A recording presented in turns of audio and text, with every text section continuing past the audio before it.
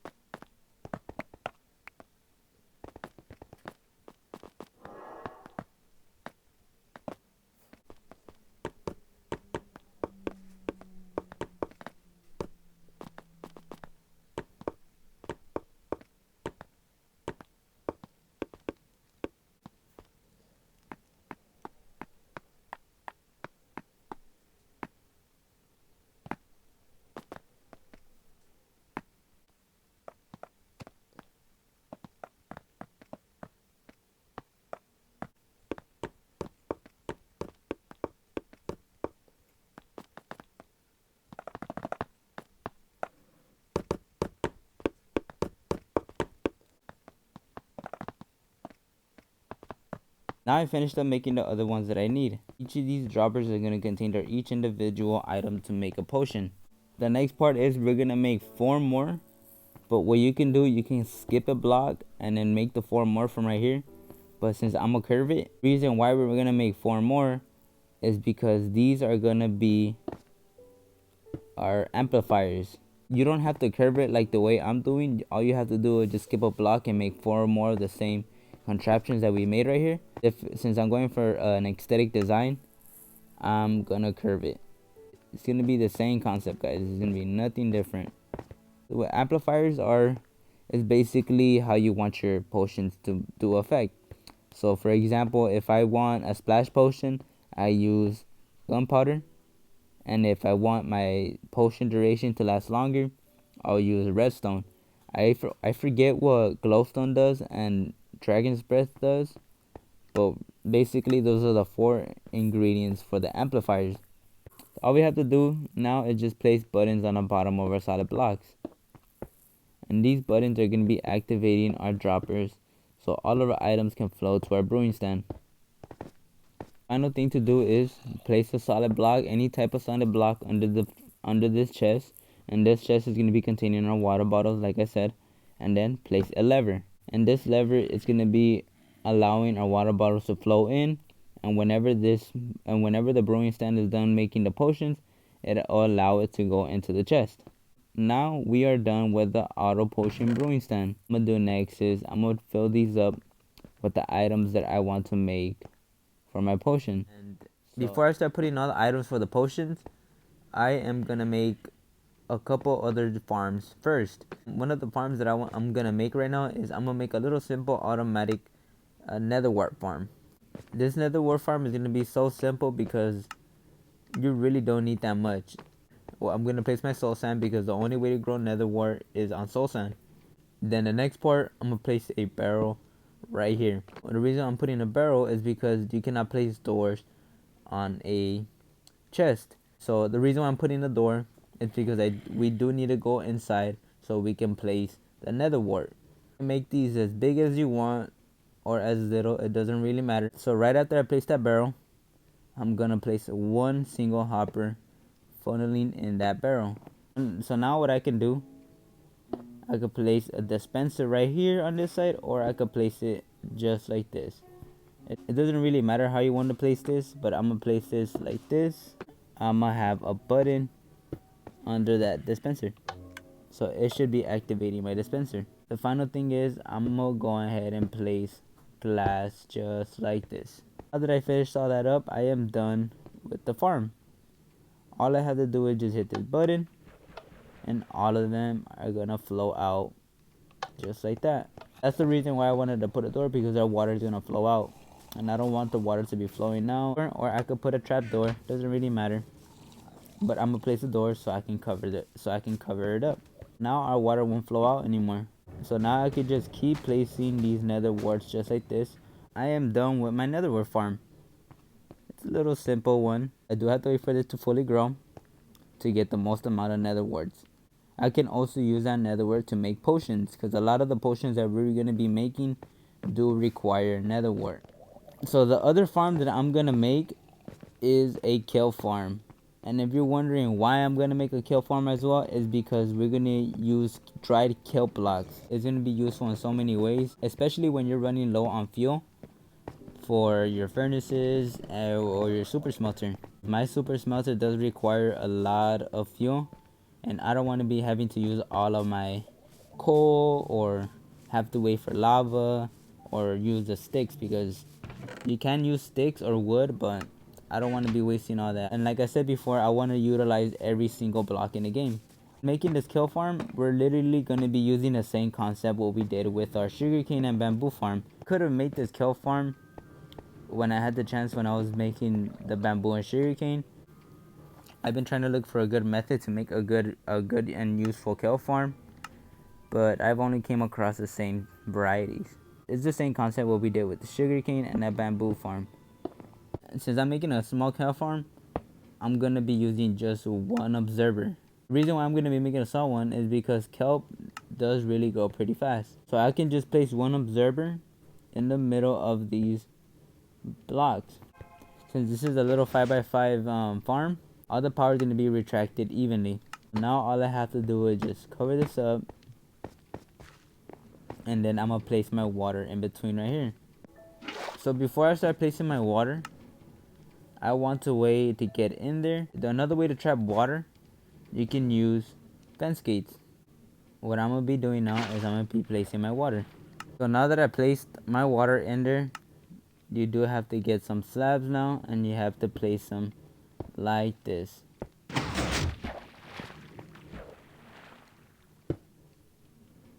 Once you place your slabs, you do have to make sure that all of this becomes a full water source. You don't have to worry about the pistons because the kelp is going to grow and it's going to turn it into a full water source. The final thing we can do is we can place water like this.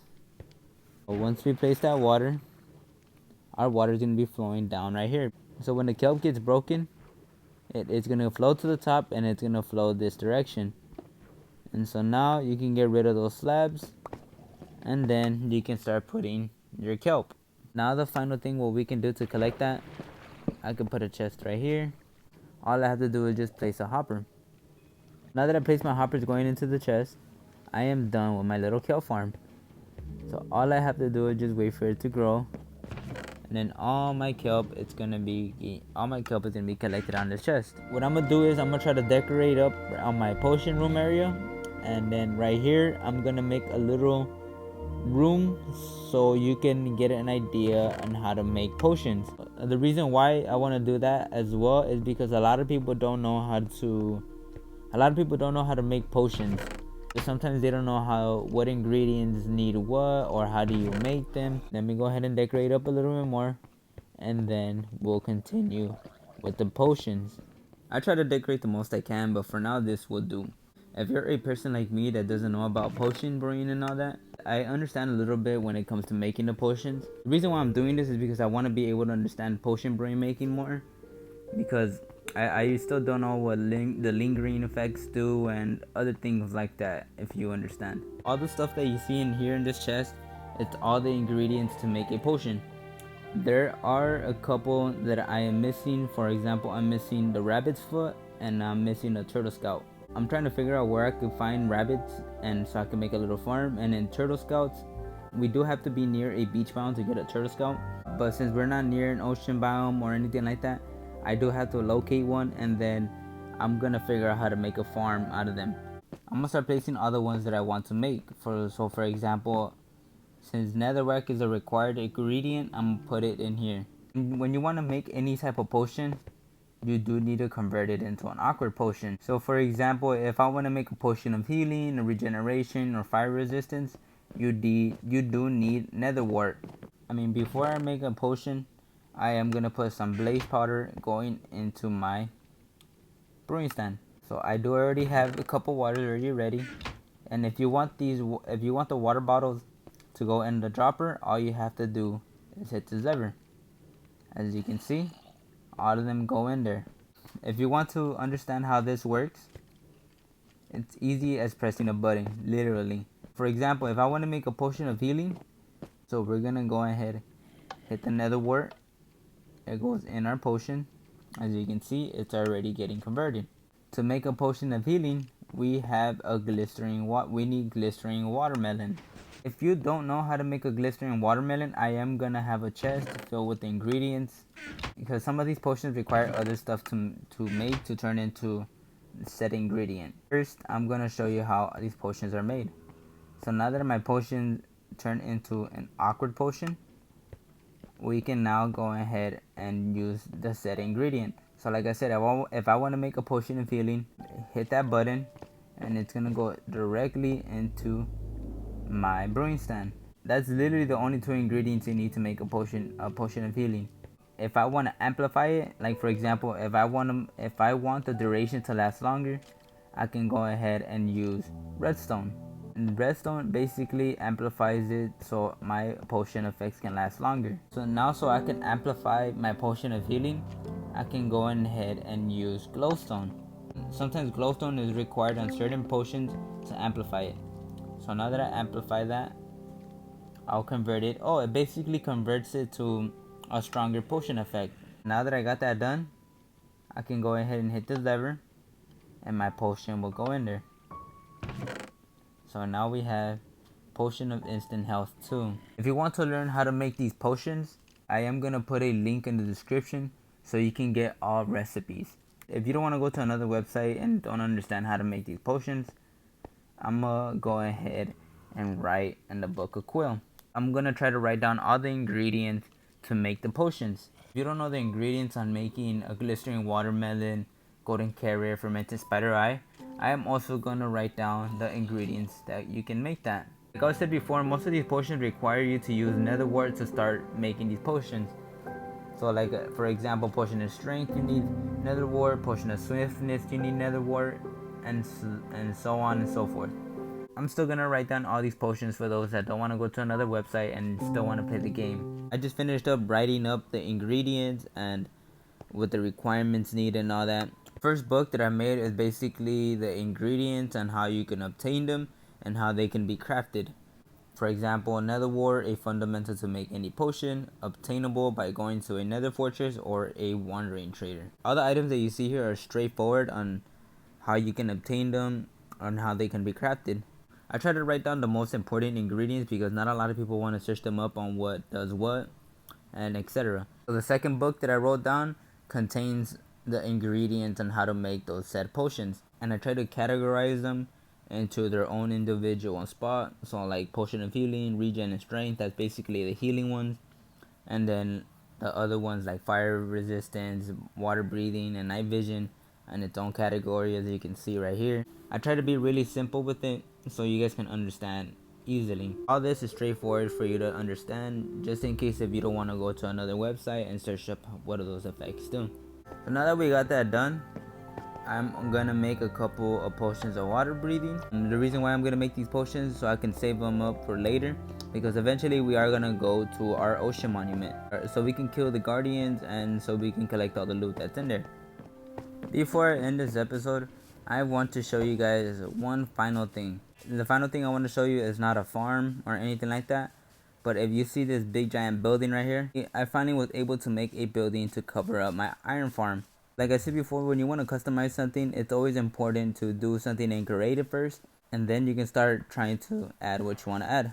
This building did take me a while to make because of all the stuff that it required, but nonetheless, we still got it done. When I was making this building, I thought I was going to break my iron farm. The reason why I thought I was going to break my iron farm is because I tried to do something like this in my other worlds, and usually when I try to do something like that, my iron golems will end up spawning on the corners. I'm glad that this was able to work, and I actually like how the building came out.